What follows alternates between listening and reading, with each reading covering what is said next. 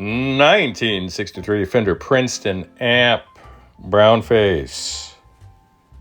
The drive is not satisfying. We're going to tweak it for the customer. We're going to fine tune it for his particular guitar situation and his needs. He needs to hear a certain thing, and we're just going to embellish what it does. We're not changing the character of it. We're just going to make it more. I like it. Don't forget to like, subscribe, and all that good stuff. Bye-bye. All right, so we're looking at our early 60s Fender Princeton amp, a brownie as it were. It's got those beautiful peanut butter cup knobs across the front. This one actually has a Type 2 master volume on the back side of it. You can't see it from there. It's the control sitting in the extension jack punch out. And it sounds pretty good, but it's not really what the customer is looking for tone-wise.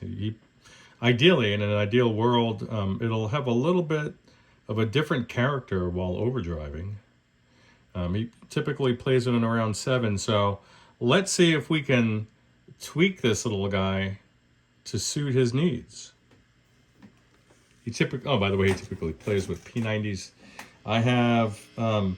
I don't have a guitar with P90s, but man, what an excuse to get one. So I will be using a PAF type humbucker that I can split, but I think the trouble is even splitting it would actually maybe do the opposite of what I said there, buddy. And I think it won't really, it won't drive the same. So maybe I'll just roll the volume back a little bit.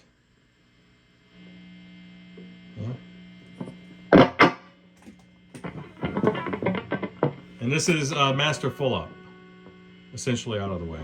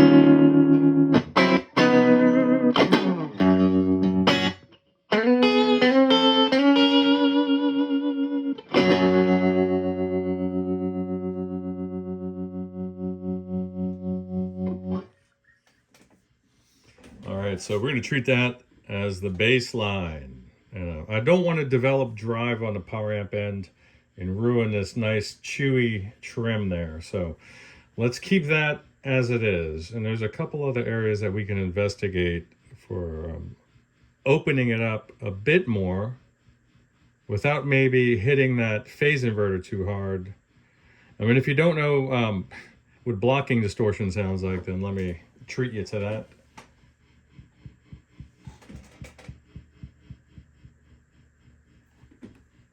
Let's show it there. This will be very ugly, so just prepare your ears.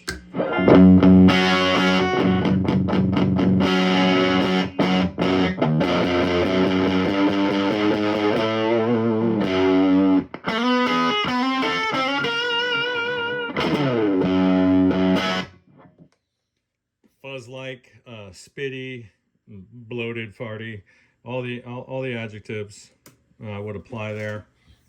The phase inverter cannot cope. So let's see what we can do to give us a bit more drive without upsetting the phase inverter or the power amp for that matter. So I'll be back. All right. Some light tweaks to bias negative feedback, plate load supply.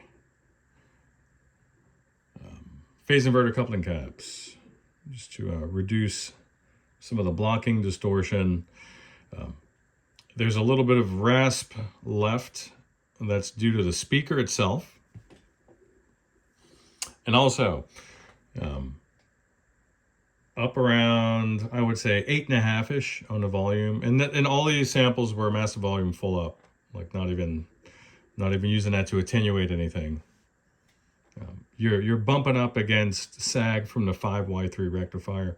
So what you could technically do is just plug and play a 5V4 in there if you want to tighten up that low end a bit more and get a little more usable drive. But you'll be able to attenuate the overall volume again with the master. So